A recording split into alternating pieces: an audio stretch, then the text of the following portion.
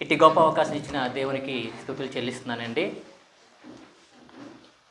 ప్రభు అయిన యేసుక్రీస్తు పరిశుద్ధ నామమున కూడి వచ్చిన మీ అందరికి కూడా నా హృదయపూర్వక వందనాలు తెలియజేస్తున్నాము. మనం వింటున్నాం, మనం చూస్తున్నాం, చాలా ప్రమాదాలు రోడ్ల మీద వాటి మీద జరుగుతున్నాయి. అనేక మంది తన జీవనాలను కోరుకొట్టుకుంటున్నారు. కానీ దేవుని మహాకృపను బట్టి ఆయన యొక్క ప్రయాణం అంతట్లో కూడా కాచి కాపాడాడు. దాన్ని బట్టి వందనాలు. ముఖ్యంగా కన్నబాబు గారికి, వారి సంఘానికి, వారి కుటుంబానికి హృదయపూర్వక వందనాలు తెలియజేస్తున్నాను. సభలు సిద్ధపడి ప్రార్థనాపూర్వకంగా మమ్మల్ని ఆహ్వానించిన విధానం బట్టి ఆయనకు వందనాలు తెలియజేస్తున్నాం. ఈ యొక్క మధ్యకాల సమయంలో మనందరికీ సమయం వచ్చింది. దేనికి? ఆహారమును భుజించుటకు. సమయం గడుస్తున్న కొలది మనకేమొస్తుంది? ఆకలి వస్తుంది. తర్వాత కోపము. అదే మన అంశం. మన అంశం ఏంటి? దేవుని యొక్క కోపము. కేవలము భోజన సమయానికి ఆహారము అందకపోతేనే మనకి కోపం వస్తుంది. అంతే కదండి? భోజన సమయానికి ఆహారము అందకపోతే మనకి కోపం వస్తుంది. అది న్యాయమా కాదా? న్యాయమే కదా. మనం బతకాలంటే మరి ఏం చేయాలా? ఆహారం తినాలా. నాకు ఇచ్చిన అంశం ఏంటంటే దేవుని ఆగ్రహం. నాకు ఇచ్చిన అంశం దేవుని ఆగ్రహం అన్నమాట. కాబట్టి ఆగ్రహం అంటే ఏంటి? కోపం. అంటే మనం ఏదైనా జీవితంలో ఏదైనా ఆలోచించినప్పుడు మనకి ఒక క్వశ్చన్స్ ఉంటాయి, ప్రశ్నలు ఉంటాయి కదండి. ఏమిటి, ఎందుకు, ఎలా, ఇంకా ఎవరు, ఎప్పుడు, ఏది, ఎక్కడ, నెంబర్ ఆఫ్ క్వశ్చన్స్ వస్తాయి. మనం ఏదైనా ఆలోచించినప్పుడు, దేని విషయం ఆలోచించినప్పుడు నెంబర్ ఆఫ్ క్వశ్చన్స్ వస్తాయి. ప్రత్యేకమైన ప్రశ్నలు మన యొక్క మైండ్లో మెదులాడుతుంటాయి. ఫర్ ఎగ్జాంపుల్, ఈ సమయాన్ని భోజనం చేయాలా అంటే మనం ఏంటి ఆలోచిస్తాం? ఉదయం నుండి కూడా మనం ఏం చేస్తాం? ఆహారాన్ని సిద్ధపరచట్లో ఏ విధంగా సిద్ధపరచాలి, ఏ కూర వండాలి, ఎలా తినాలి, మనం ఎక్కడ తినాలి, ఎప్పుడు తినాలి, ఎంత సమయానికి తినాలి అన్నది మనం ఒక ప్రణాళికబద్ధంగా మనం ఉంటామన్నమాట. మరి అలాగే ఈ యొక్క దేవుని ఆగ్రహం అనేది, మరి దేవుని ఆగ్రహం అంటే ఏమిటి అన్నది మనకి కూడా క్వశ్చన్స్ రావాలి కదా. మరి దేవుడు కోపపడతాడా? దేవుడు ఆగ్రహం పడతాడా? పడతాడు లేదా? కేవలము ఎంతలో కనపడి అంతలో మాయమైపోయే సాధారణమైన జీవితాలైన మనముకు ప్రతి చిన్నదానికి కూడా కోపం అనేది ఆటోమేటిక్గా మనకు వచ్చేస్తుంటుంది. నడుస్తున్నప్పుడు మనకి ఏదైనా కాలుకి తగిలినప్పుడు కోపం వస్తుందా? వస్తుంది. అదేవిధంగా మనకి అనేక విధాలుగా ఏదైనా సమస్యలు కానీ వస్తున్నప్పుడు మనకి ఆటోమేటిక్ కోపం అనేది వస్తుంది. మనం కన్న బిడ్డలు మన మాట వినకపోతే, కేవలం ఇది తీసి అక్కడ పెట్టు అని పెట్టకపోతే మనకు కోపం వస్తుంది. ఎందుకని? మనం కన్నాం, వాటిని పోషిస్తున్నాం, వాళ్ళని పెంచుతున్నాం, వారి ప్రతిదీ కూడా మనం ఏంటి అవసరాలన్నింటినీ మనం తీరుస్తున్నాం. కాబట్టి ఆ కోపం అనేది మనకి కలుగుతుంది. మరి ఎంత చిన్న విషయంలోనే మనం కోపం వస్తే మరి దేవునికి కోపం వస్తుందా రాదంటే వస్తుంది. కాబట్టి మనం గమనించాల్సింది, దేవునికి కూడా కోపం ఉంది. ఎందుకంటే సహోదరులు ప్రకాష్ గారు చెప్పారు దేవునికి ఆనందము ఉందనేసి, అలాగే చరణ్ గారు చెప్పారు దేవునికి ఆవేదన ఉందనేసి.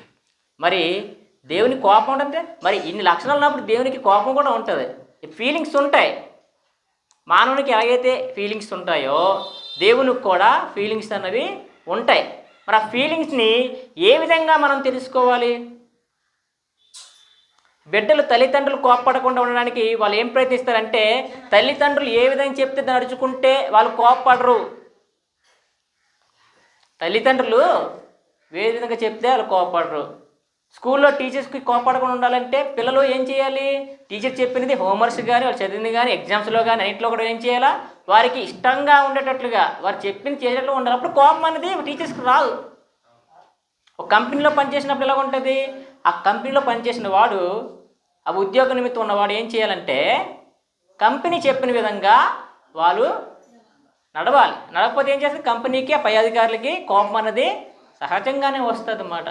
కాబట్టి దేవునికి కూడా కోపం అనేది వస్తుంది. ఎందు నిమిత్తం అంటే ఆయన మాట వినకపోవడం వల్ల. సహోదరులు దీనిని చెప్పుకుని వస్తున్న మాట వినకపోవడం వల్లే ఇవన్నీ కూడా మనకి కలుగుతాయి. బాధ, ఆవేదన, సంతోషం. ఏదైనా మాట వింటే సంతోషము, మాట వినకపోతే ఆవేదన, ఆ మాటకి వ్యతిరేకంగా వెళ్తే కోపం అనేది ఖచ్చితంగా వస్తుంది అనేది మనం గమనించాలన్నమాట. ఎందుకంటే ఇవన్నీ మనకి తెలిసిన విషయాలే. చిన్నప్పటి నుండి ఒక ఊహ తెలిసిన కానివ్వండి, చిన్న బిడ్డ ఉన్నాడు, చిన్న బిడ్డకి కోపం ఎందుకు వస్తుంది? చేతి నుండి ఏమైనా లాక్కుని నుండి ఏడొస్తుంది కోపము? కంపల్సరీగా వస్తుంది అన్నమాట. కాబట్టి మనం వాక్యంలోకి వెళ్దాం. అయితే ఈ కోపం అనేది ఎప్పుడు నుండి ఉందట దేవునికి అని మనం చూసుకుంటే బైబిల్ ప్రకారంగా మనం వెళ్దాం.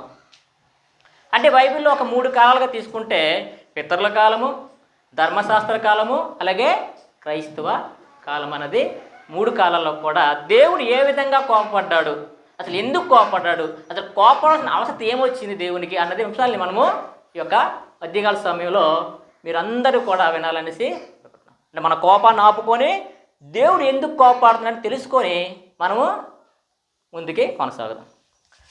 ఆదికాండం 3వ అధ్యాయము మనం చూసుకుంటే 14వ వచనం చూసుకుందాం. ఆదికాండము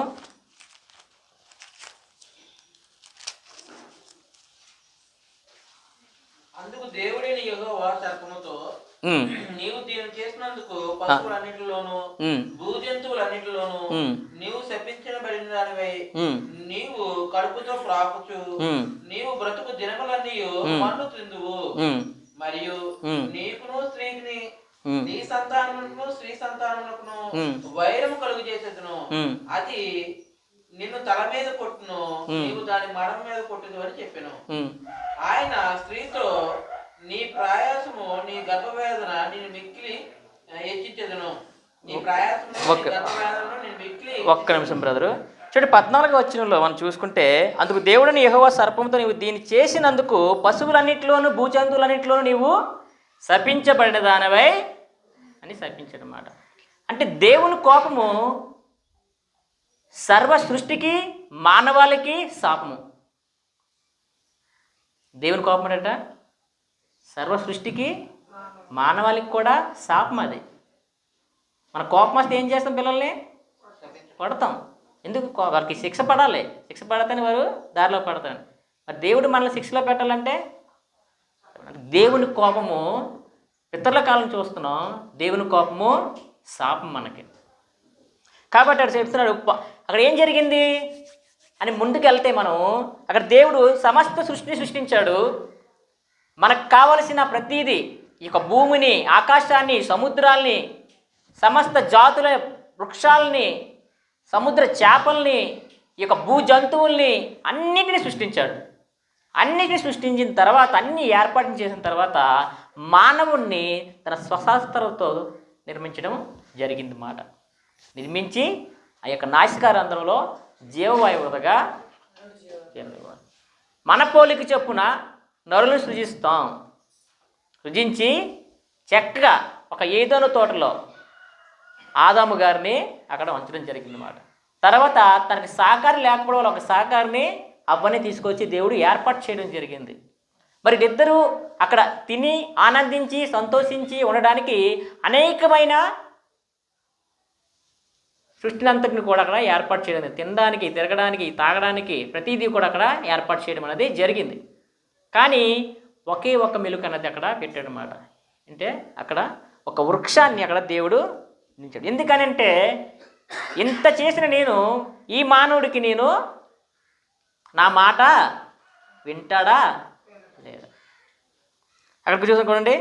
దేవుడు యెహోవా చేసిన సమస్త భూజంతువులలో సర్పము ఎక్కుతగలదై 3వ అధ్యాయం 1వ వచనంలో అది ఆ స్త్రీతో ఇది నిజమా అన్నమాట. ఏంటి నిజమాట? ఆ యొక్క వృక్షఫలాన్ని తింటే, దేవుడు నీతో ఏదైతే ఆ వృక్షఫలాన్ని తినద్దని చెప్పిన వృక్షఫలాన్ని తింటే నువ్వు శపించబడతాను అవుతావా? ఇది నిజమా?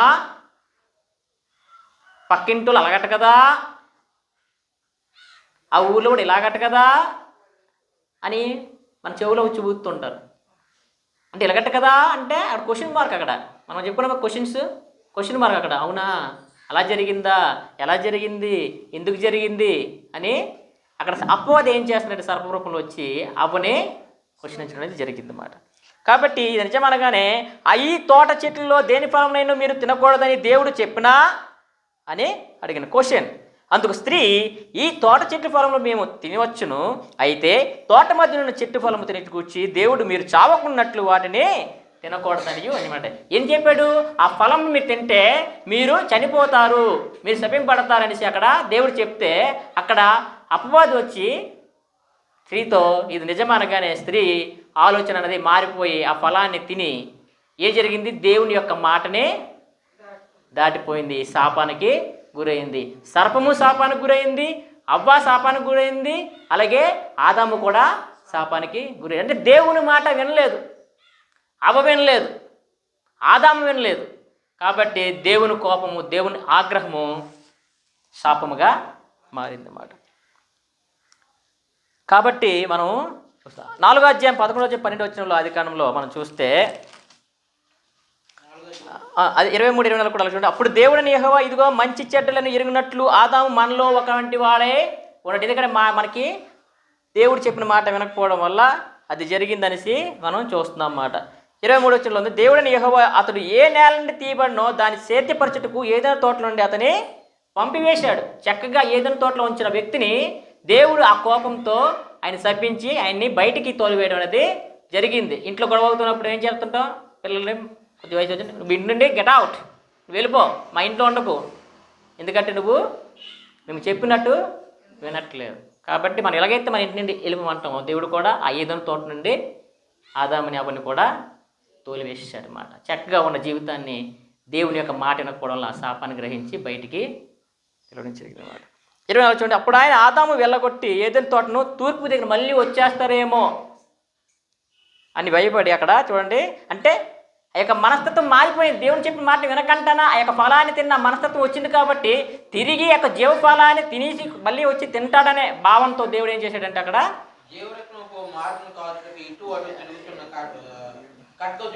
క్లోజ్ చేసాడు. ఇంకా ఏదైనా తోట గేట్లని క్లోజ్ చేసాడు అన్నమాట. కాబట్టి శాపానికి వారు కాబట్టి మనం గమనిస్తున్నాం. అలాగే మనం చూస్తున్నాం 4వ అధ్యాయం 11 12 వచనంలో కూడా రెండోది దేవుని యొక్క కోపం రగులుకుంటే రెండోది మాట చూడండి. అక్కడ ఏం జరిగింది చూడండి, చదవండి బ్రదరు.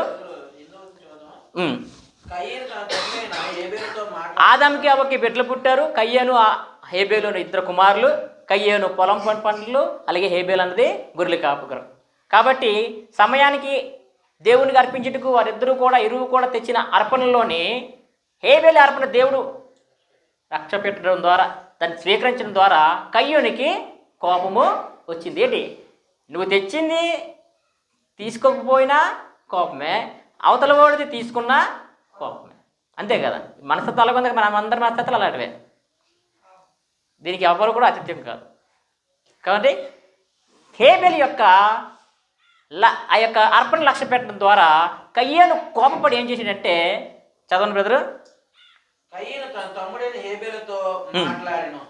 వారు పొలంలో ఉన్నప్పుడు కయ్యను తన తమ్ముడైన హేబేలు మీద పడి అతను చంపాను. కోపంతో చంపివేశాడు అన్నమాట. కయ్యను అన్నయ్య తమ్ముడిని హేబేలుని చంపేశాడు.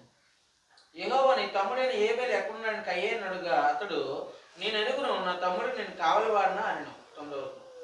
అప్పుడు ఆయన 11కి వెళ్ళిపోండి బ్రదరు. కావున నీ తమ్ముని రక్తమును నీ చేతులను పుచ్చుకొనుటకు నోరు తెరిచిన ఈ నేల మీద ఉండకుండా నీవు శపింపడతావు. దేవుని కోపము శాపము. నీ తమ్ముణ్ణి, నీ తర్వాత పుట్టిన తమ్ముణ్ణి, నీ రక్త సంబంధమైన తమ్ముణ్ణి నువ్వు ఆ రక్తాన్ని తీసివేసావు.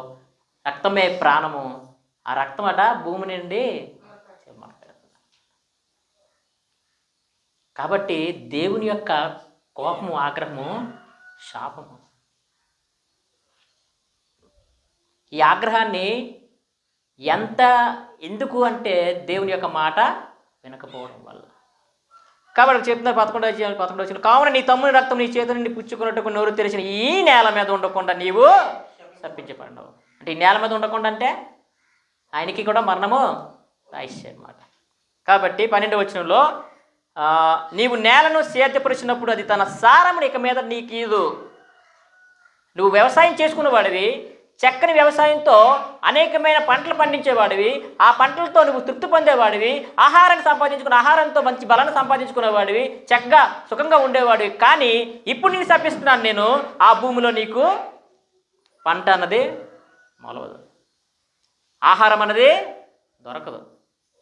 ఇంత చక్కటి జీవితాన్ని నీకు ఇచ్చాను కానీ నువ్వేం చేసావంటే మాట దాటావు, మాట తప్పావు, నీ తమ్ముని నువ్వు చంపావు అనేసి ఇక్కడ తన సారమిక మీద నీకు ఇయ్యదు, నీవు భూమి మీద దిగులు పడుచు దేశ దిమ్మరవై ఉందు అనేసి ఒక శాపాన్ని దేవుడు కయ్యోనికి ఇచ్చాడు. కాబట్టి గమనిస్తున్నాం మనం ఈ యొక్క వచనాల్లో చూస్తున్నాం కానీ అదే విధంగా 6వ అధ్యాయం సహోదరులు చెప్పినట్లు నోవాహు గురించి 6వ అధ్యాయంలో అంటే మొట్టమొదటిగా తయారు చేసిన ఆదాము గారు శాపానికి గురయ్యారు, వారి కన్న బిడ్డలు శాపానికి గురయ్యారు మాట తప్పడం ద్వారా. అలాగే సమస్త జనము బాగా విస్తారం అయినప్పుడు జనాంగము కూడా మాట తప్పడం అనేది, దేవుని మాట తప్పడం అనేది జరిగింది. అక్కడ 6వ అధ్యాయము 1 నుంచి చూసుకుంటే నరుల భూమి మీద విస్తరింపను ఆరంభించిన తర్వాత కుమారులు కన్నారు. బ్రదర్ చెప్పినట్లు చక్కగా దేవుల్లో ఉన్నవారు ఏం చేశారంటే దేవునికి వ్యతిరేక వారితో కలిసి వెళ్ళారు. దానివల్ల ఏంటంటే దేవునికి ఆవేదన అనేది కలిగజేసేదని మన బ్రదర్ సహోదరులు చెప్పారు. మాట వినకపోతే బాధ, ఆవేదన, కోపము అన్నీ కూడా వస్తాయి. కాబట్టి మనం అక్కడ చూస్తున్నాం దేవుడు ఆవేదన చెందాడు.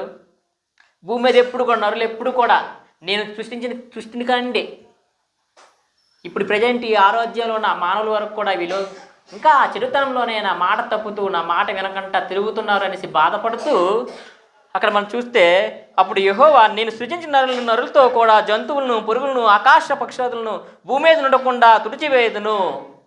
ఏంటట సమస్త మరుల్ని మొత్తం దాన్ని సృష్టినంతటి కూడా నాశనం చేసేంత వరకు వెళ్ళిపోయాడు దేవుడు. ఎందుకంటే ఆయన మాట వినకపోవడం వల్ల. కాబట్టి ఎలాగనగా వారిని సృష్టించినందుకు సంతాపం నేను అయితే నోవాహు యెహోవా దృష్టి యందు 13వ వచనం చూసుకుంటే ఇవన్నీ మీకు తెలిసిన కొద్దిగా ఫాస్ట్ ఇవ్వాలి. దేవుడు నోవాహుతో సమస్త శరీరం మూలముగా భూమి బలత్కరంతో నిండినది కనుక నా సన్నిధిని వారి అంతము వచ్చిన్నది. వారి మరణ శాసనాన్ని అక్కడ దేవుడు మరలా తన కోపాన్ని శాపంగా అక్కడ మార్చాడు. సమస్త జనాన్ని అక్కడ చంపడానికి మరణం చేయదు. ఇదిగో వారిని భూమితో కూడా నాశనము చేయదు. ఆయన కోపము, శాపము, నాశనము. కాబట్టి అక్కడ మనము చూడగలుగుతాం. అది 17వ వచనంలో మనం చూసుకుంటే ఇదిగో నేను జీవవాయువు గల సమస్త శరీరాలను ఆకాశము కింద ఉండకుండా నాశనము చేయుటకు భూమి మీదకి ఉండకుండా చేస్తారన్నమాట. ఆయన కోపము, శాపము, ఆయన కోపము నాశనానికి రాజేస్తారు. కాబట్టి మన జీవితాల్లో మనం ఏ విధంగా దేవుని మాట వినాలి అన్నది ఇవి బుద్ధి కలిగించుటకు. అప్పట్లో ఇలా జరిగింది, దేవుడు ఇలా చేశాడు, అటు విధంగా చేయకుండా దేవునికి ఇష్టడుగా బతికితే దేవునికి ఆనందం కలుగజేసే విధంగా ఉండాలనేసి మనం ఆలోచన కలుగజేయడానికి మన యొక్క బోధ అన్నది మనకి కలుగుతుందన్నమాట.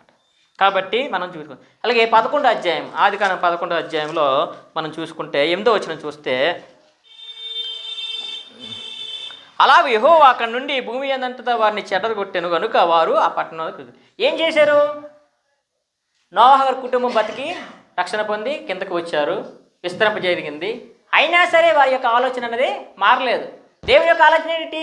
ఆదికాండంలో చెప్పినట్లు మీరు భూమిని నిండించి ఫలించి అభివృద్ధి పొంది చక్కగా పాలించండి అంటే ఈ నరులు ఏం చేస్తున్నారంటే బతికిన నరులు మొత్తం అందరూ కూడా ఒకే దగ్గర ఒక గోపురం కట్టుకొని మన యొక్క గోపురానికి గొప్పగా చూసుకొని దాన్ని ఆనందపడుతూ మనం జీవిస్తాం అనేసి అక్కడ చెడ ఆలోచన, దేవునికి వ్యతిరేకమైన ఆలోచన అనేది వారు చేశారు.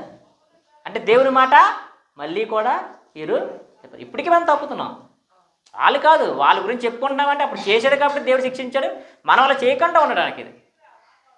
కాబట్టి అక్కడ కూడా ఏం చేసిందంటే పేరు సంపాదించుకున్నట్టుకు, దేవునికి వ్యతిరేకంగా పేరు సంపాదించుకున్నట్టుకు వారు అక్కడ కూడి గోపురాన్ని కట్టడానికి వారు పూనుకున్నారు. అప్పుడు ఏం జరిగిందంటే 11:8 వచ్చిన చూడండి, అక్కడ ఏం చేసే దేవుడు అక్కడ నుండి భూమి అంతా దేవుని యొక్క ప్లాన్ ఏంటి అంతా కూడా విస్తరించాలని వారినంతా కూడా చెదరగొట్టేసాడు అన్నమాట. చెదరగొట్టేశాడు. ఇప్పుడు ఎక్కడెక్కడైనా జరుగుతున్నప్పుడు పర్సనల్ వాళ్ళకి జరుగుతున్నప్పుడు ఏం చేస్తారు? జరిగిన జనాలు ఎక్కువ మంది ఉన్నప్పుడు ఏం చేస్తారు? పోలీసు వాళ్ళు వచ్చి చెదరగొడతారు కదా. అలాగా ఇంకా అక్కడ నుండి దేవుడు మొత్తం చెదరగొట్టేసాడు అన్నమాట. వాళ్ళ భాషను మార్చేసాడు, వారి బుద్ధుల్ని మార్చేసాడు. ఇప్పుడు భాష తెలిస్తే ఒకరికి మాట్లాడడం కట్టుకుందాం అనుకుంటారు, కానీ భాష తెలియకపోతే ఇటుక అందుకోరు అనుకుంటే అడేదో పారెత్తే అక్కడ కట్టగలరా మేస్త్రి అని అక్కడ కట్టుకున్నప్పుడు. అందుకే భాషలు మొత్తం మార్చి వారి జ్ఞానాన్ని మార్చి చెల్లా చెదరికి చేసినమాట భూమంతా విస్తరించాలని దేవుని యొక్క ప్రణాళికని. కాబట్టి అక్కడ మనం చూస్తున్నాం. అలాగే విధంగా మనం 18వ అధ్యాయం 23వ వచనం చూసుకుంటే చాలా వచనాలు ఉన్నాయి, నేను వీటిని కూడా మీకు టచ్ చేసుకుంటూ వెళ్తున్నాను. 18వ అధ్యాయం 23వ వచనం చూసుకుంటే, అప్పుడు అబ్రహాము సమీపించి ఇట్లా, నేను దుష్టులతో కూడా నీతిమంతులను నాశనం చేయదువా అని అడిగినమాట. దుష్టులతో సహా నీతిమంతులు కూడా నాశనం చేస్తామని అబ్రహాము గారు దేవుణ్ణి అడిగారు. ఎందుకని? అబ్రహాముతో పాటు ఉన్న లోతు ఎక్కడున్నారు? సోదొమ గొమొర్రా ప్రాంతంలో ఉన్నవాడు. ఆ ప్రాంతం ఎలాంటిదంటే భయంకరమైనది, దేవుని మాటకి వ్యతిరేకంగా జీవిస్తున్న ప్రాంతం. కాబట్టి ఆ ప్రాంతాన్ని దేవుడు నాశనం చేయడానికి పూనుకున్నాడు. కానీ అబ్రహాంతో మాట్లాడుతున్నాడు, అబ్రహాం బతిలాడుతున్నాడు అనమాట. ఎందుకంటే తన యొక్క లోతు, తన కుటుంబ సభ్యుడు అక్కడ ఉండిపోయారు, తన కుటుంబం అక్కడ ఉండిపోయింది, తను రక్షించడానికి అబ్రహాము బతిలాడుకుంటున్నాడు. ఒక్కరున్నా సరే నేను రక్షిస్తాననేసి వారిని దేవుడు చేయమాట. కాబట్టి అక్కడ చెప్తున్నారు 18వ వచనంలో, అప్పుడు అబ్రహాం చేసినది దుస్తులతో కూడా నీతిమంతుల నాశనము చేయదు అని అడిగినప్పుడు ఆయన ఏం చేశారంటే 19వ అధ్యాయం 13-24 చూసుకుంటే, మేము ఈ చోటు నాశనము చేయవచ్చితిమి. ఎవరితో చెప్తున్నాడు? లోతు గారితో. అబ్రహాము ప్రార్థన వినేసి లోతు గారితో దేవుడు చెప్తున్నాడు అనమాట, ఈ ప్రాంతాన్ని నాశనం చేయడానికి వచ్చాము, అబ్రహాం గారికి ప్రార్థన విన్నాం, కాబట్టి మీరు ఏం చేయాలంటే వెంటనే మీ కుటుంబాలు ఎంతమంది ఉన్నారో అందరూ కూడా పరిగెట్టుకొని ఈ యొక్క ప్రాంతాన్ని విడిచిపెట్టి వెళ్ళమని చెప్పారన్నమాట. అగ్నితో నాశనము చేస్తామని. దేవుని యొక్క కోపము అగ్ని, దేవుని యొక్క ఆగ్రహము అగ్ని, దేవుని యొక్క కోపము నాకు ఆగ్రహము, శాపము, నాశనము, అగ్ని. ఆ యొక్క ప్రాంతాన్ని అగ్నితో కాల్చివేసినమాట. కానీ ఆ కుటుంబంలో ఒక సభ్యురాలు మాత్రం దేవునికి మాటకి వ్యతిరేకంగా, మీరు వెనక్కి తిరగద్దు, మీకు వెనక్కి తిరగద్దు, ఆ ప్రాంతాన్ని నాశనం చేస్తున్నా దేవుని మాట వెనకంటున్నా. మళ్ళీ అందులో ఒక మాట దేవుడు ఇచ్చాడు, నువ్వు వెనక్కి తిరగద్దు, మీ కుటుంబ సభ్యులు ఎవరైనా వెనక్కి తిరిగినా సరే. కానీ భార్య ఏం చేసింది? వెనక తిరిగింది. దేవుని మాటని ఎల్లప్పుడూ కూడా మానవుడు నరుడు అన్నది తప్పుతూనే ఉన్నాడు అన్నమాట. దేవుడు ఎంత చక్కగా కాపాడదాం అనుకున్నా సరే, కుటుంబాన్ని కాపాడదాం అనుకున్నా సరే, ఆ కుటుంబంలో ఒక వ్యక్తి అక్కడ దేవునికి కోపాన్ని రప్పించిందన్నమాట. కాబట్టి మనం దేవుని యొక్క కోపాన్ని మనము పితరుల కాలంలో ఏది జరిగిందని చూస్తుందన్నమాట. ఆదికాండం 25వ అధ్యాయంలో 29-34 వచ్చిన చూసుకుంటే, 25-29-34 చూసుకుంటే,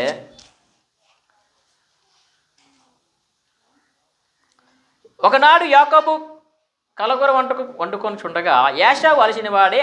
యాకోబు గారు కుమారులు, ఇస్సాకు గారు కుమారులు యాశావు, యాకోబు గారు, వీరిద్దరు కూడా దేవుడు కుటుంబంలో జ్యేష్ఠ కుమారుని ఎన్నుకున్నాడు అనమాట. కానీ యాశావు గారు ఏం చేశారు? యాకోబు గారు వండుతున్న కూర నిమిత్తమే తన జ్యేష్ఠత్వాన్ని పోగొట్టుకున్నాడు.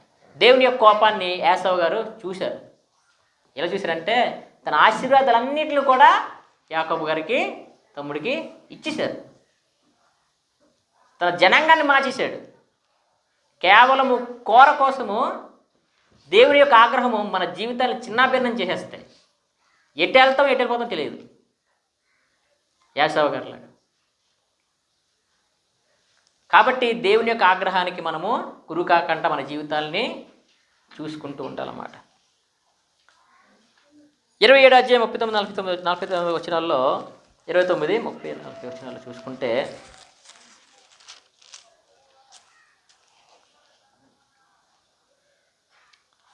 అధ్యాయము 39-40 వచనాలు. నా తండ్రి నీ యొద్దన ఒక దీవెన ఉందా? ఏంటంటే దీవెన అడుక్కుంటాడు అన్నమాట. దేవుని మాట వినకపోతే మనకి దీవెనలు ఉండవు. ఒక్క దీవెననే ఉందా? తండ్రి నీ కోసం నేను వెళ్ళి వేటకు వెళ్ళి తెచ్చానే, నీకోసం వంట చేశానే అంటే ఇస్సాకు గారు ఏంటంటారండి? నా తండ్రి నన్ను కూడా దీవించమని తండ్రితో చెప్పి ఏశావు ఎలుగెత్తి ఏడుస్తున్నాడు. దేవుని మాట వినలే, నీ నివాసము, తన జ్యేష్ఠత్వాన్ని వదులుకున్నాడు కేవలం కూర నిమిత్తమే. కానీ ఒక్క ఆశీర్వాదం, దేవుని మాట వినకపోయిననుకోండి, ఒక్క ఆశీర్వాదం కూడా మనకి మన జీవితాల్లో ఉండదు. మనకి ఎప్పుడు కూడా ఏడుపు దుఃఖమే మనకి కలుగుతుంది అన్నమాట. కాబట్టి ఒక్క ఆశీర్వాదం కూడా అక్కడ జరగలేదు. అలాగే 38వ అధ్యాయం 7వ వచనంలోకి చూసుకుంటే 38, 7 వచనాలు చూసుకుంటే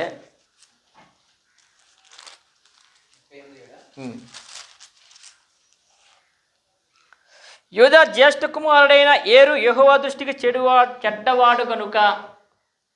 ఎక్కడేటైంది? యెహోవా యొక్క ప్రణాళికని, దేవుడి యొక్క ప్రణాళికని అక్కడ చెదరగొట్టేవాడు అయ్యాడు. ఎవరు? ఏరు. అప్పుడు ఏం చేశాడు దేవుడు అంటే, అక్కడ చూస్తున్నాం 7వ వచనంలో, యూదా జ్యేష్ఠ కుమారుడైన ఏరు యెహోవా దృష్టికి చెడ్డవాడు కనుక యెహోవా అతన్ని చంపాడు అన్నమాట. యెహోవా కోపము, ఆగ్రహము మానవునికి మరణం, మరణ శాసనాలు రాసేస్తారు ఇంక అక్కడ. కాబట్టి దేవుని యొక్క మాట మనము వినాలి అనేసి మనం ఇక్కడ గ్రహిస్తున్నాం అన్నమాట.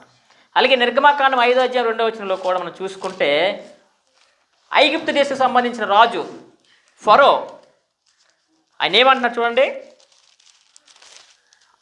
నిర్గమకాండం 5వ అధ్యాయం 2వ వచనం.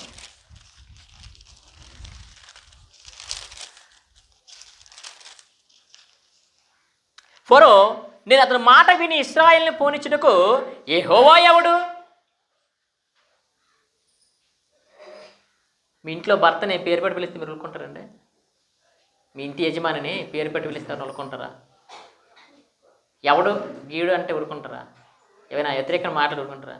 అలాంటి సమస్త సృష్టిని సృష్టించి మొత్తం జీవనాన్ని కలుగు చేసిన దేవుణ్ణి ఫరో అంటాడు అది గర్వంతోనే, యెహోవా ఎవడు అనగానే దేవునికి ఆగ్రహము కలిగి, నేను సృష్టించాను, నేను నన్ను తెలుసుకోమని మీకు చెప్పాను, మొత్తం మీ అందరికి చెప్పాను. అంతా చూసింది అంటే యెహోవా ఎవరి మాటకి ఐగుప్తు దేశానికి 10 తెగుల ద్వారా నేనెవరో చూపిస్తాననేసి 10 తెగుల ద్వారా ఐగుప్తుకి అక్కడ కలిగింది మాట. ఏటా తెగుళ్ళు?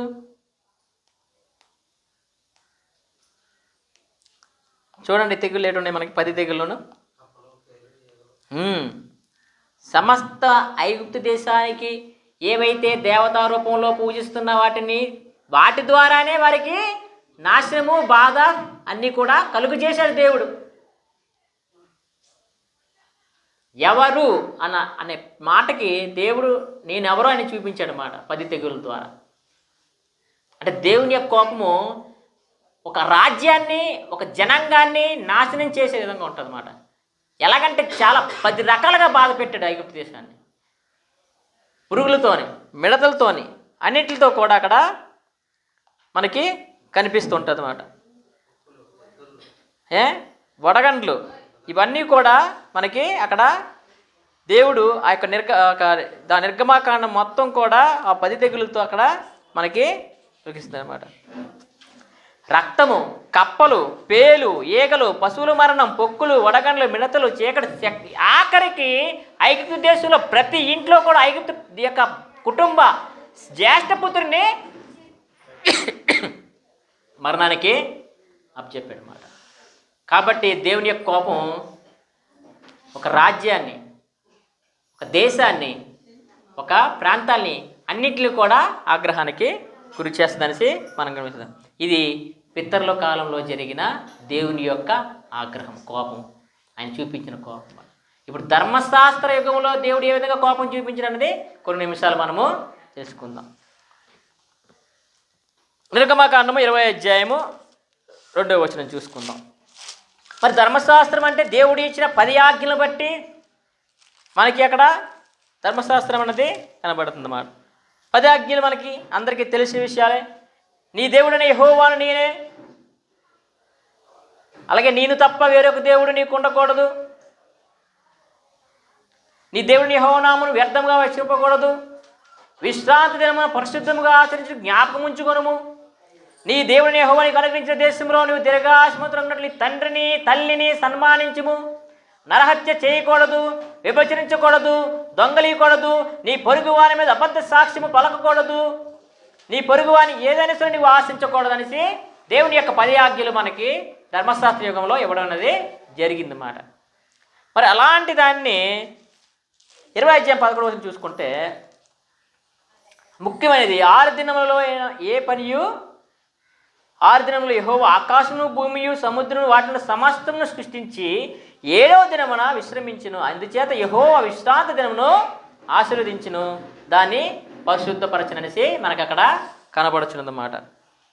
అది 21 వచనంలో మనం 22 అధ్యాయం 20 వచనంలో చూసుకుంటే 22 అధ్యాయము 20 వచనం.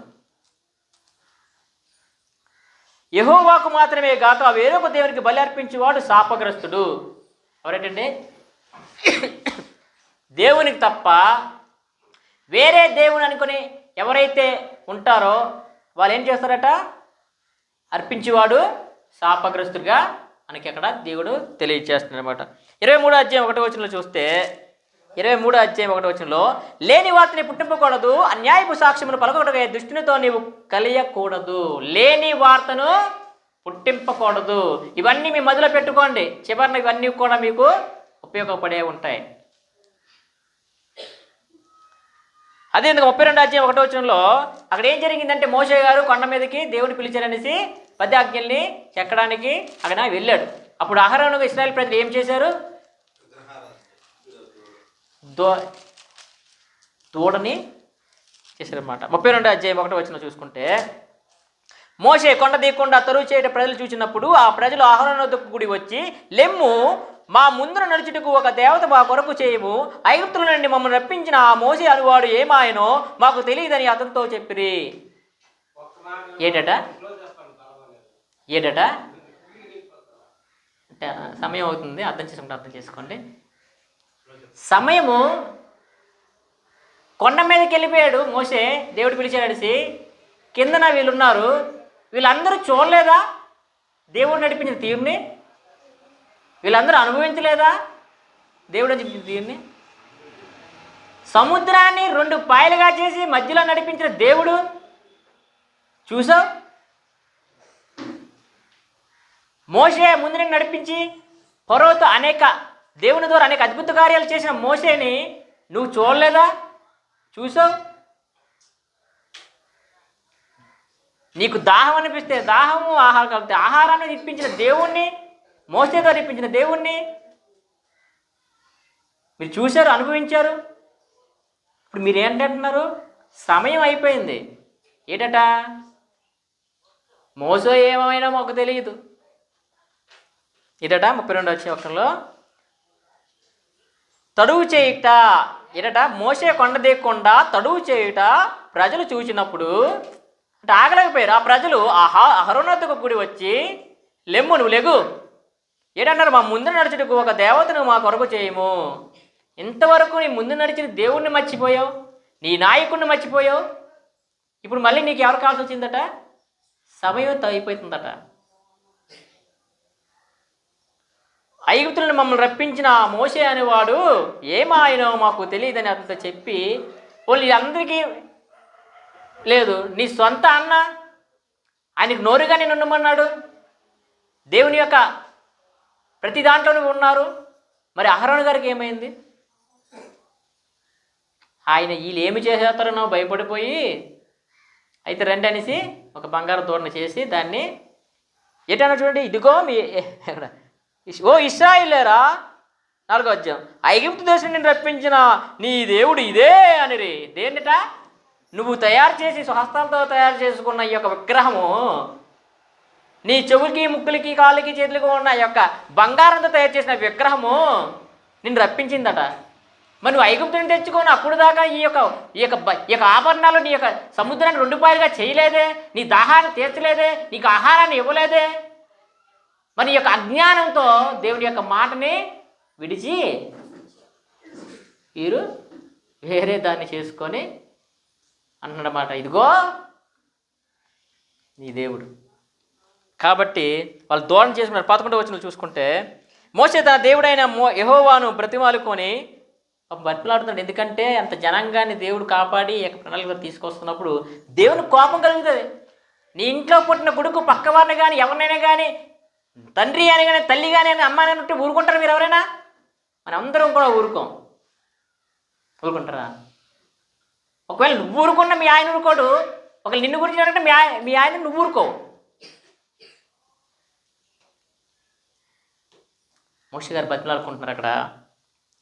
తన దేవుడిని యెహోవాను బ్రతికి మాలుకొని, యెహోవా నీవు మహాశక్తి వలన బాహుబలం వలన ఐగుప్తు దేశం నుండి రప్పించిన నీ ప్రజల మీద నీ కోపము మండనేలా, నువ్వు ఆగ్రహాన్ని చూపించుకో, నీ ఆగ్రహం నాకు తెలుసు, నీ ఆగ్రహాన్ని మాకు చూపించుకో.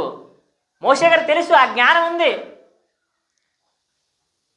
ఎందుకంటే తన తల్లి అలా విధంగా అన్నీ చెప్పుకుంటూ పెంచింది కాబట్టి. కానీ వీళ్ళు ఏం చేస్తారట, దేవుడు ఆ కోపాన్ని తగ్గించుకోవడానికి 12వ వచనం చూడండి. ఆయన కొండలలో వారిని చంపునట్లును భూమి మీద నుండి వారిని నశింపచేయనట్లును నీ కీటి కొరకే వారిని తీసుకొని పోయిన ఐగుప్తులు ఎలా చెప్పుకొని వెళ్ళను? నీ కోపాగ్ని నుండి మల్లుకొని నీవు నీ ప్రజలకు ఈ కీడి చేయక దాని గూర్చి సంతాపపడము. ఒకవేళ నువ్వు కానీ ప్రజలను చంపేస్తే, మళ్ళీ నీ కోపం వల్ల ఈ ప్రజలు నాశనం చేస్తే తిరిగి అనేక మంది అనేక విధాలుగా అనుకుంటారు, అది మనకి వద్దని మోషే గారు బతిమాలుకుంటున్నారు అన్నమాట. దేవుని యొక్క మాట వినకపోతే నాశనానికి, శాపానికి, మరణానికి గురవుతారనేసి మనకి ఈ యొక్క వాక్యం అనేది మనకి తెలియజేస్తూనే ఉంటుందన్నమాట. 25వ వచనం చూసుకుంటే చూడండి, ప్రజలు అప్పటికి అయిపోయింది, మళ్ళీ తర్వాత మళ్ళీ కూడా వాళ్ళు, మానవుడు ఎప్పుడు కూడా తన హృదయంలో చెడుతనమనే ఆలోచిస్తుంటాడు అన్నమాట. ప్రజలు విచ్చలవిడిగా తిరుగుట మోసే చూచును, వారి విరోధుల్లో వారికి ఎగతాళి కలిగినట్లు అహరోను విచ్చలవిడిగా తిరుగుటకు వారిని విడిచిపెట్టి ఉండును. మళ్ళీ కూడా విచ్చలవిడిగా తిరగడానికి ప్రజల్ని అహరోను గారు వదిలేశారన్నమాట. 27వ వచనం చూడండి, మళ్ళీ దేవుడు కోపం వచ్చి అతడు వారు చూచి మీలో ప్రతివాడు తన కత్తిని ఏంటట తన సొంత, చూడండి అక్కడ, అతడు వారిని చూచి మీలో ప్రతివాడు తన కత్తిని తన నడుమును కట్టుకొని పాలెంలో ద్వారం నుండి ద్వారమునకు వెళ్ళొచ్చు, ప్రతివాడు తన సహోదరిని, ప్రతివాడు తన చిలికానిని, ప్రతివాడు తన పొరుగువారిని చంపవాలని ఇశ్రాయేలు దేవుడని యెహోవా సెలవిస్తున్నాడు. ఏదట తన నడుము కట్టుకొని పాలు, ప్రతివాడు తన సహోదరుని, ప్రతివాడు తన చిలికానిని, అంటే తన కుటుంబ సభ్యుల్ని, తనతో పాటు ప్రయాణించిన యొక్క ఆత్మీయుల్ని అందరినీ కూడా వాళ్ళు ఏం చేశారు, అక్కడ తిరిగిన ప్రాంతంలో మనుషుల్ని ఎవరైతే దేవునికి వ్యతిరేకంగా ఉన్నారో వాళ్ళందరినీ కూడా కత్తితో చంపించడం జరిగిందన్నమాట. 28వ వచనం చూడండి, ఎంతమంది చనిపోయారు అక్కడ, ఎంతమంది చంపబడ్డారు? లేవీలు మోసే మాట చెప్పున చేయగా ఆ దినమున ఆ ప్రజలలో ఇంచుమించు 3000 మందిని అక్కడ చంపడం అనేది జరిగింది. దేవుని యొక్క మాటకి వ్యతిరేకంగా ఉంటే వాళ్ళు కత్తి చేత నాశనానికి గురవుతారని మనం గమనిస్తాం. 33వ వచనం చూడండి అక్కడ, అందుకు యెహోవా ఎవడు నా ఎదుట పాపము చేసినో వాడిని నా గ్రంథంలో నుండి తుడిచివేయదును, ఈ యొక్క భూమి మీద తుడిచివేస్తాను, అలాగే ఈ యొక్క గ్రంథం నుండి కూడా తుడిచివేస్తాననేసి అక్కడ దేవుడు మనకి చెప్తాడు. 35వ వచనం చూసుకుంటే అహరోను కల్పించిన దూడను ప్రజలు చేయించినందుకు యెహోవా వారిని బాధ పెట్టినమాట. ఎందుకు బాధ పెట్టాడు? వీళ్ళు దూడ చేసుకుని పూజించారే ఇదే యెహోవా అనేసి మోసే ప్రార్థన విని అక్కడ చల్లబడ్డాడు. కానీ మళ్ళీ మాట తప్పడం ద్వారా ఈ యొక్క బాధని మళ్ళీ కూడా మనం కూడా మాట తప్పామా దేవుడు మనకి శిక్ష అన్నది, ఆయన ఆగ్రహం మనకి కలిగజేస్తూనే చూద్దాం. కాబట్టి లేవికాండం 10వ అధ్యాయంలో మనం చూసుకుంటే అహరోను కుమారులు చేసిన పని చూద్దాం. దేవుడు చెప్పిన అగ్ని కాకుండా వేరొక అగ్నిని వాళ్ళు చేయడం జరిగిందన్నమాట. చూడండి, అహరోను కుమారులైన నాదాబు, అహీయులు తమ దోపాదులు తీసుకొని వాటిలో నిప్పులంటించి వాటి మీద దోపద్రవ్యం వేసి యెహోవా తమకు ఆజ్ఞాపించిన వేరొక అగ్నిని, అది కాక దేవుడు చెప్పిన మాట కాక ఏదైనా సరే అది వేరొక మాటే అనేసి, వేరొక ఇదనేసి మనం గమనించాలన్నది గమనిస్తున్నాం అన్నమాట. కాబట్టి ఈ విషయాన్ని మనము గమనించాలి. మరి ఇంతవరకు కూడా పితరుల కాలంలో దేవుడు ఎలా ఆగ్రహించాడు, ధర్మశాస్త్ర యుగంలో దేవుడు ఎలాగ ఆగ్రహించాడు అని చూసినాం. ఇప్పుడు క్రైస్తవ యుగంలో దేవుడు ఎలాగ ఆగ్రహించాడు అన్నది మనం ఒక 5 నిమిషాల్లో దీన్ని మనం నేర్చుకుందాం అన్నమాట. రోమపత్రిక 5వ అధ్యాయం 9వ వచనంలో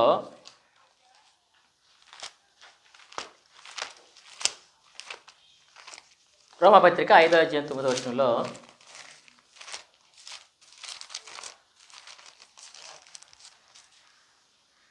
కాబట్టి ఆయన రక్తము వలన ఇప్పుడు నీతిమంతులుగా తీర్చబడి మరింత నిశ్చయముగా ఆయన ద్వారా ఉగ్రత నుండి రక్షింపబడదుము. ఎవరైతే యేసు సువార్త విని, యేసే నిజమైన దేవుడని విని ఎవరైతే రక్షణ పొంది ఆయన యొక్క సంఘంలో చేర్చబడతారో వాళ్ళందరూ కూడా ఆయన ఉగ్రత నుండి రక్షింపబడతారు అనేసి దేవుని యొక్క ఉగ్రత నుండి ఈ యొక్క భూమి మీద నివసించే జనాలు రక్షింపబడాలంటే ఈ యొక్క క్రైస్తవ యుగంలో యేసు నామమున బాప్తిసం పొంది మనము ఆ యొక్క ఉగ్రత నుండి మనము విడుదల పొంది ఈ యొక్క రక్షణ భాగానికి మనము రావాలి. ఈ యొక్క క్రైస్తవ యుగంలో ఈ భూమి మీద పుట్టిన ప్రతి ఒక్కరు కూడా యేసునామాన్ని మనం ఉండాలి. అదేవిధంగా 12వ అధ్యాయం 19వ వచనం చూసుకుంటే రోమపత్రిక, ప్రియులారా మీకు మీరే పగ తీర్చుకొనక దేవుని ఉగ్రత చోటేడి పగ తీర్చుట నా పని, నేను ప్రతిఫలం ఇత్తును అని ప్రభువు చెప్తున్నానని రాయబడిందన్నమాట. ఏం చేయాలి? మనము దేవునికి మనము ఆయన మాటకి మనము లోబడాలన్నమాట. ఆ లోబడి మాట్లాడితే మనకి ఇక్కడ ఏం కలుగుతుంది? ప్రతిఫలం అన్నది మనకి కలుగుతుంది అనేసి మనకి. అలాగే రోమపత్రిక 16:16 అంటే మరి మనం బాప్తిజం పొందిన తర్వాత మన ఇక్కడ సత్యాన్ని తెలుసుకోవడానికి ఇప్పుడు మనం ఎక్కడ ఉండాలంటే రోమపత్రిక 16:16 చెప్పినట్లుగా అక్కడ ఏం చెప్తుంది? క్రీస్తు సంఘములన్నీ నీకు వందనములు చెప్పుచున్నవనేసి మనకి ఉన్నాయి. దేవుడు చెప్పిన మాట ఏంటి? క్రీస్తు స్వార్థం ద్వారా సంపాదించిన తన సంఘంలో ఉండాలి, క్రీస్తు సంఘములో ఉండాలి.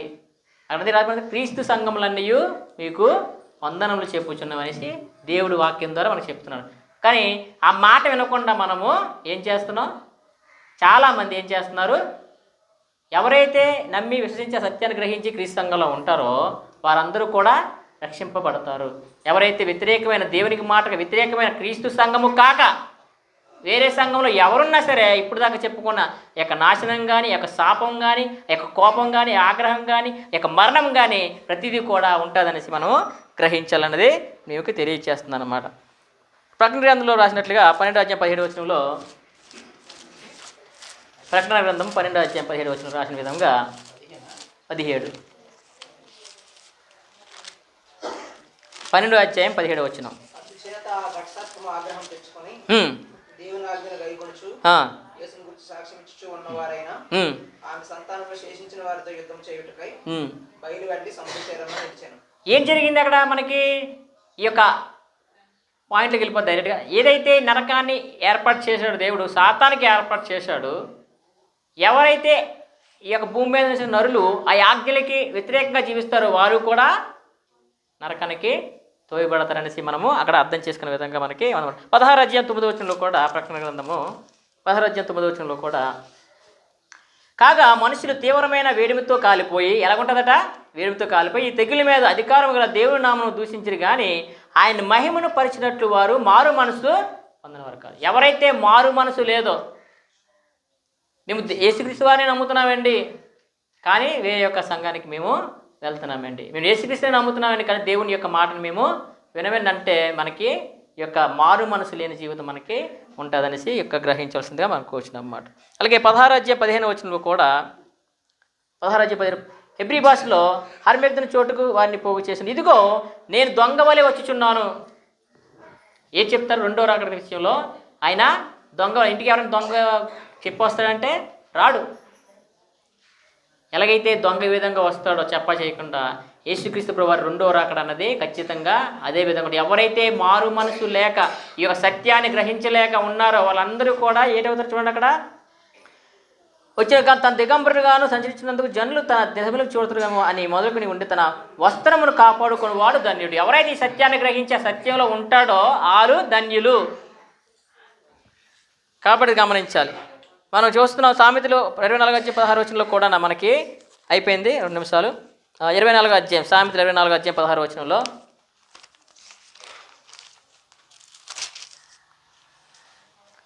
నీతిమంతుడు 7 మార్లు పైన తిరిగి లేచును, ఆపత్కాలమందున భక్తిహీనులు కూలుదురు. ఎవరైతే సత్యాన్ని గ్రహించి ఉంటారో వారు ఖచ్చితంగా దేవుని యొక్క రాకల్లో నిలబడతారు. ఒకవేళ భక్తిహీనత కలిగి ఉంటే అది వారికి నాశనానికి గురి చేస్తుంది. ఎందుకంటే దేవుడిని నమ్ముతాం, ప్రతి ఆదివారము దేవునికి వెళ్తాం, ప్రతి కార్యక్రమంలో దేవుని ఉంటాం, కానీ మారు మనసు సత్యం లేని జీవితం మనకి అక్కడ నాశనానికి గురి చేసేదానికి మనకి తెలియజేస్తుంది అన్నమాట. అలాగే అదేవిధంగా మత్తయి సువార్త 16:16 మనకు క్లియర్గా చెప్తున్నారు. అక్కడ మనకి ఏ సంఘంలో మనకి ఉందంటే చూడండి 16:16 ఈ బండ మీద నా సంఘమును కట్టుము. సహోదరులు చక్కగా ప్రతి వచనము కూడా ఈ యొక్క పోడియం మీద చక్కగా వేశారు. ఏ సంఘంలో ఉండాలి అనేసి. ఈ బండ మీద నా సంఘం. ఏ బండ? క్రీస్తు అనే బండ మీద తన సంఘాన్ని కడతారన్నమాట. ఎందుకంటే క్రీస్తు తన స్వరక్తం ఇచ్చి సంపాదించిన సంఘం. ఆయన మన కోసము రక్తము కాల్చాడు. ఆయనే మనకి కొరకు మరణాన్ని చవి చూశాడు. ఆయన మన కొరకు త్యాగాన్ని ఇచ్చాడు. కాబట్టి ఆయన స్థాపించిన సంఘంలో తప్ప మనము ఏ సంఘంలో కూడా ఉండడానికి ఉండదు. కొలసీ పత్రిక 1:10 కూడా మనం చూస్తున్నాం అదే విషయాన్ని. కొలసీ పత్రిక 1:10 కూడా